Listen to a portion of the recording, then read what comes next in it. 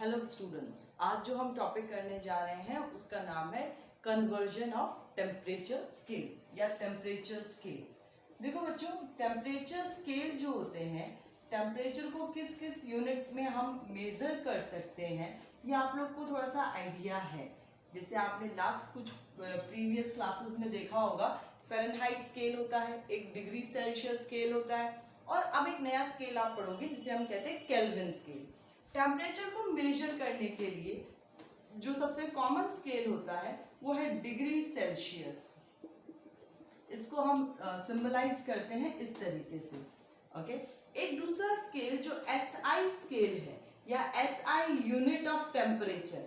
SI unit का मतलब होता है बच्चों वो यूनिट जो ग्लोबली, इसका मतलब all over the world accepted हो, उसे एसआई यूनिट कहते हैं। तो SI unit of temperature is kelvin.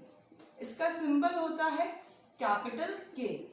यहां पर आप एक चीज ध्यान रखिए, डिग्री सेल्सियस में हम ऊपर डिग्री मेंशन करते हैं, पर केल्विन में कभी भी आप डिग्री नहीं लगाओगे। कभी भी अगर आपने लिख दिया सपोज करो 273 degree kelvin, the answer will be wrong. It is always 273 kelvin only, पहली चीज। दूसरी चीज हम ये देखते हैं, जैसे वाटर है, हम बात करते हैं तो वाटर या आइस जो है उसका मेल्टिंग पॉइंट क्या होता है? 0 डिग्री सेल्सियस।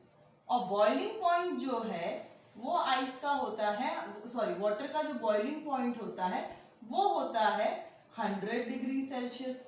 वाटर का boiling point is 100 degree Celsius. अगर हम इसको केल्विन में ले तो आइस का जो मेल्टिंग पॉइंट है वो केल्विन में होता है 273 केल्विन। इसका मतलब 0 डिग्री सेल्सियस कह लो चाहे 273 केल्विन कह लो, बात एक ही है। तो इन दोनों में कन्वर्जन पे क्वेश्चन बनता ही बनता है।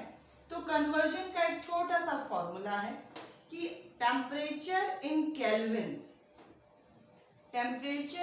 Kelvin is equal to temperature in degree Celsius plus 273। Exact value जो होती है उसकी होती है 273.16 केल्विन, बट आप 273 भी लिखेंगे तो कोई प्रॉब्लम नहीं है। तो इसका क्या फॉर्मूला बना? Temperature in kelvin is equal to temperature in degree Celsius plus 273। इसके ऊपर क्वेश्चन कैसे बनता है? सिंपल, आपको दिया जाएगा कि convert the following temperature into kelvin या convert the following temperatures into degree Celsius. चलिए हम ये फॉर्मूला ऊपर रख करके 2-4 क्वेश्चंस जो है उनको सॉर्ट आउट करने की कोशिश करते हैं। तो क्या फॉर्मूला था बच्चों? Temperature in kelvin is equals to temperature in degree Celsius plus 273। ये हमारा फॉर्मूला है। अब बताते हैं, हम क्वेश्चन देखते हैं। Convert the following temperature. मान लीजिए आपको दिया 25 डिग्री सेल्सियस, कितने केल्विन के बराबर होगा?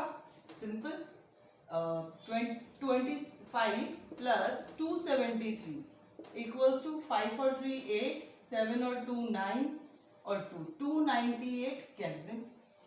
ओके, मैंने कहा 100 डिग्री सेल्सियस कितने केल्विन के बराबर होगा? तो 100 प्लस 273 यानी कि 373 केल्विन। तो वाटर का जो बॉइलिंग पॉइंट डिग्री सेल्सियस में 100 डिग्री सेल्सियस होता है वो केल्विन में कितना होगा? 373 केल्विन होगा। ओके, अगर इसका उल्टा बोल दिया जाए, अगर हमें केल्विन दे रखा है और डिग्री सेल्सियस निकालने के लिए कहा जाए तो इसका उल्टा हो जाएगा। देखिए क्या फॉर्मूला बनता है।